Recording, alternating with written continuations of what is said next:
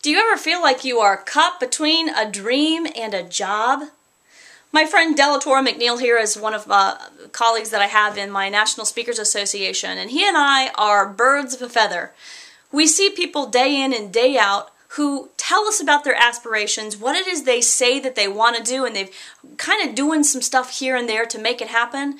But there are 90% of the people I come across who wake up in the morning and their head seems to be not on straight. They're too worried about what they did yesterday or the confrontations in their day and challenges and tasks ahead of them that they start their day off being anxious, frustrated, maybe intimidated, and even worse at times, angry. Well, I'm here to share with you that that's all a habit. Just as much as crossing your hands are with your left over your right thumb or your right thumb over your left thumb, we don't necessarily think about how we cross our hands. We don't necessarily think about which eye we use to look through a camera lens. And yet, those are all habits we have because they're preferences.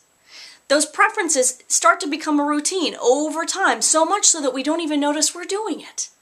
And I'm here to tell you that the first 3 to 5 seconds of every single day is probably the biggest habit that you have and don't know sets you up for success and quite possibly for failure.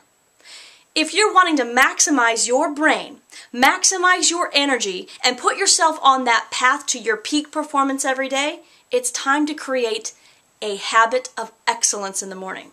And it starts by exercising. Well, what kind of exercise do I do in the morning? Don't worry, I'm not going to ask you to start doing push-ups and whatnot. I'm actually going to ask you to try something called Neurobics.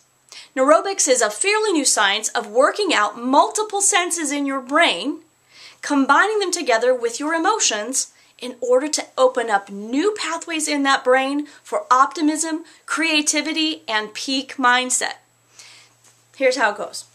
Hopefully everybody listening here has some toes.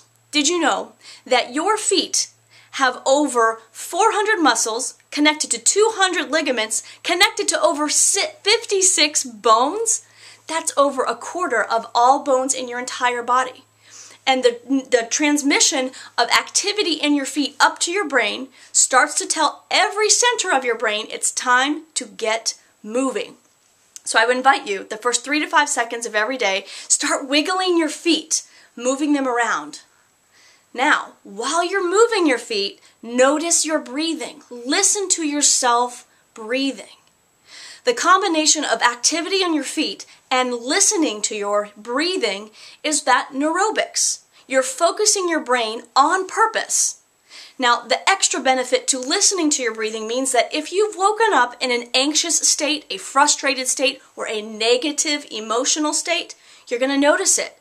And that breathing is going to calm you down and send your blood flow over into the left-hand side of your brain, causing you to be more objective, calmer, and in control of the next thoughts you have.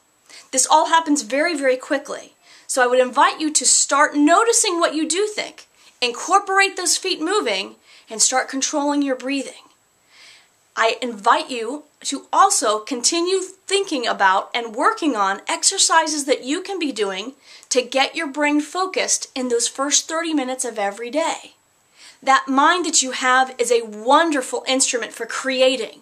And just like Thomas Edison had an idea for a light bulb that we all enjoy today, it started with an idea.